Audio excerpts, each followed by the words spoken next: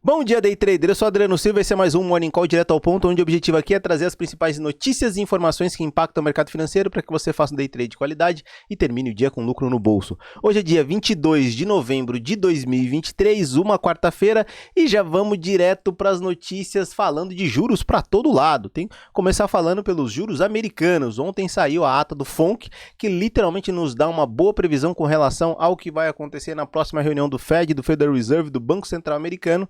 E as notícias dão conta e a ata dá conta de que eles vão manter a cautela com relação à taxa de juros, porque os juros ainda assim é a maior ferramenta que eles estão utilizando para baixar a inflação americana. Apesar dos indicadores estarem vindo com informações que sim existe a possibilidade e espaço para baixar a taxa de juros, ainda assim o Federal Reserve mantém a sua cautela, dando grande indicativo que vão manter a taxa de juros na próxima reunião do FONC, tá? Na próxima reunião do Fed, do Federal Reserve, do Banco Central Americano, que em breve acontecerá. A gente vai trazendo um desdobramento dessas notícias nos próximos Bom Dia Day Traders, tá? E também a gente tem informação com relação aos juros Brasil. A gente teve ontem o Campos Neto falando em púlpito dizendo que sim, existe espaço e a conformidade, isso já é unânime em todas as reuniões dos diretores do Banco Central aqui do Brasil, que existe espaço para mais queda de juros aqui do Brasil. A gente está sim com juros bem acima do normal, mantivemos e subimos os nossos juros primeiro, dando espaço agora para a gente começar a cair nossa taxa de juros, porque a nossa inflação, apesar de estar acima da meta, se mantém controlada, dando indicativos que sim, a gente pode ter uma queda na taxa de juros do Brasil, e isso é uma boa notícia, porque provavelmente isso pode empurrar a bolsa, tá? Também tem informação de agenda cheia hoje agora. Falando de agenda cheia, já vamos direto para o calendário econômico, já ver os horários das notícias impactantes hoje para que a gente se prepare, tá? Então vamos começar aqui com a informação do Núcleo de Pedido de Bens e Direitos de outubro, tá? É o mensal nos Estados Unidos, que vai ser às 10h30. Às 10h30 também tem pedido de início de seguros-desempregos, então a gente vai ter um indicativo de informação de empregos nos Estados Unidos. Isso também impacta lá na frente quando a gente fala de inflação e juros americanos, tá? Na sequência, 12h30, a gente tem estoque de petróleo, como acontece toda quarta-feira. A gente também tem uma notícia que isso movimenta o mercado, tá?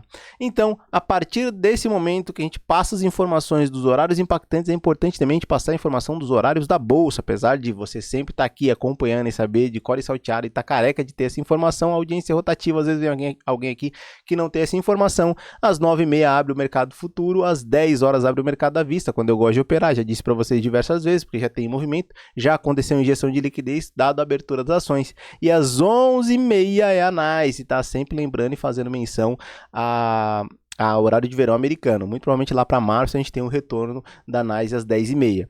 E agora vamos dar sequência olhando os principais indicadores e cotação de bolsas pelo mundo. Começar falando pela Ásia, que fechou praticamente toda em alta, tá? E também a Europa, que também está praticamente toda em alta. Os Estados Unidos também estão praticamente toda em alta, com exceção da Nasdaq, que está numa queda de 0,60%.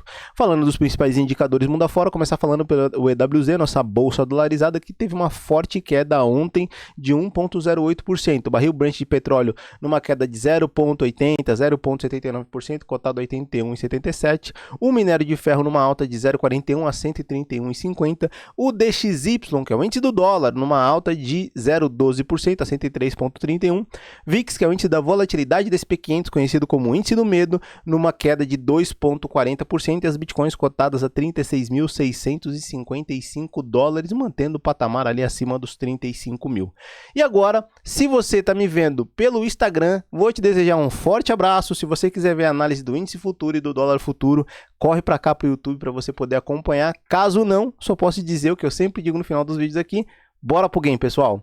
E para você que está aqui no YouTube, vamos direto lá para ver o que está acontecendo no índice futuro, dólar futuro, começando sempre pelo índice futuro, que ontem, meus amigos, ontem foi um dia de extremo estresse, tá? Não só ontem, essa semana tá pesado, o mês todo tá pesado. Por quê? Eu tô acompanhando esse movimento de alta, esperando já há algum tempo que o mercado fizesse um movimento de baixa, não sabia quando ia acontecer. Isso fez com que eu hesitasse operações e inclusive fizesse várias operações que fossem ao 0 a 0 e não me dessem lucro. Só que também uma operação que me deu loss. Só que aí de repente o mercado começou a fazer esse movimento de lateralização, tá? Ele ainda não abriu uma queda forte, ele sugeriu uma queda, mas não deu sequência na queda, mostrando que ele perdeu força na alta. Olha como é que ele está no movimento de alta bem forte, e aqui ele perde força na alta e começa a lateralizar.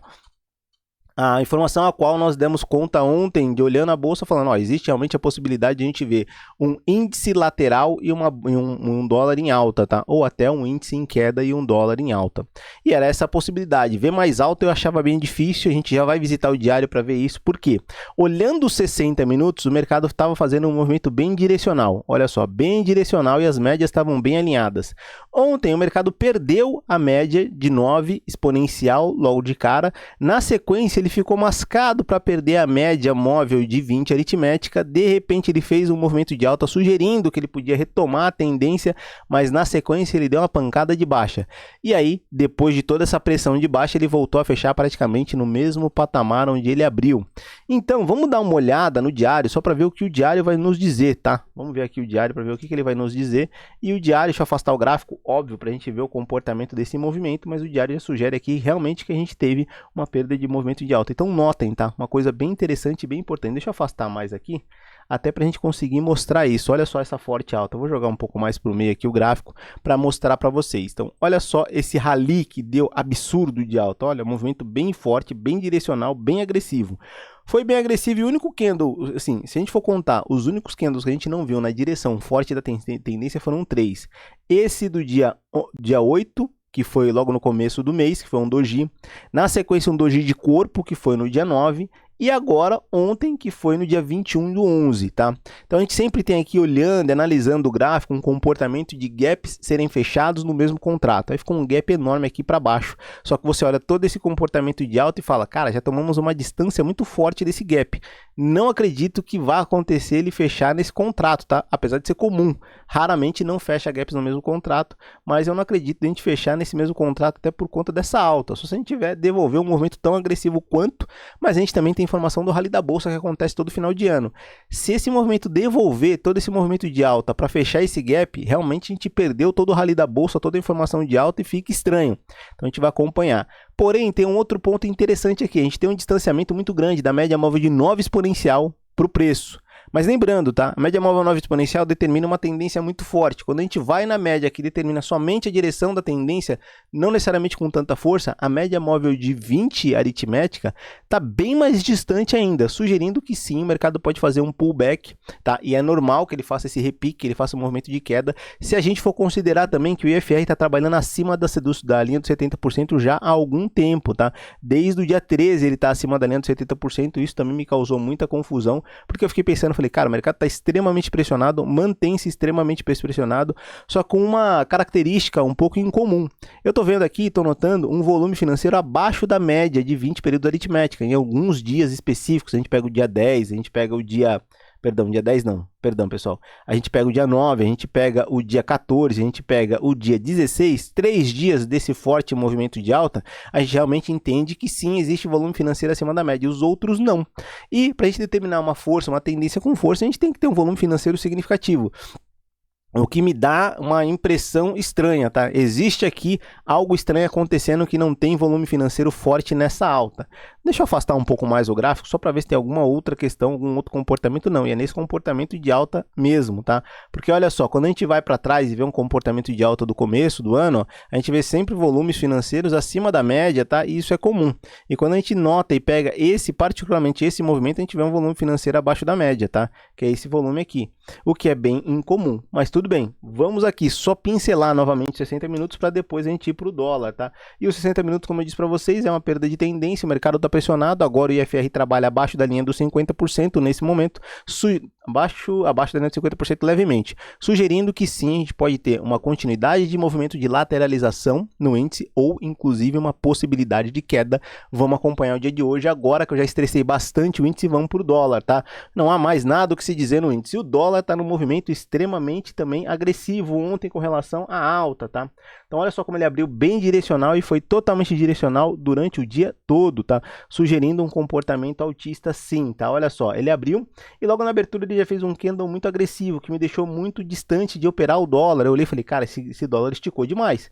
E depois desse esticão ele continuou o movimento de alta, fazendo movimento de alta atrás de movimento de alta, fechando aqui todo o comportamento do movimento do dia anterior. Eu quero ver aqui uma coisa que me chamou a atenção. Eu queria ver o diário, tá? Deixa eu afastar o diário e olha só. O diário fez um comportamento interessante. O volume financeiro do diário foi maior do que o do dia anterior, tá?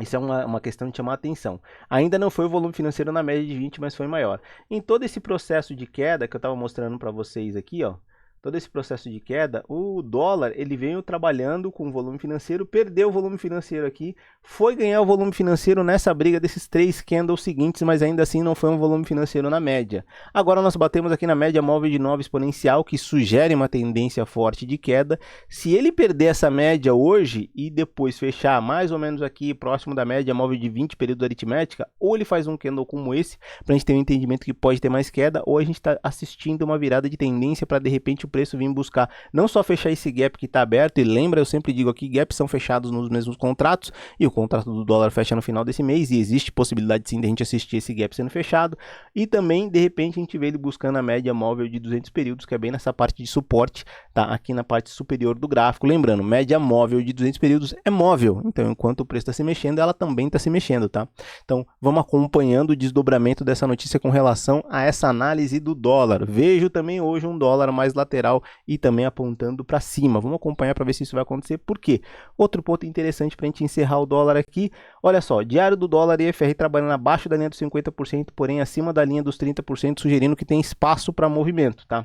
E quando a gente cai para os 60 minutos, só para ver como é que está o comportamento também do IFR, a gente vê o IFR trabalhando acima da linha dos 50%, porém abaixo da linha dos 70%, sugerindo alta, e temos confusões de indicadores aqui no dólar. Vamos ver o que vai acontecer com relação a essas confusões. O candle da primeira hora vai fazer muita diferença para nossa análise na abertura do mercado, então atenção ao candle da primeira hora.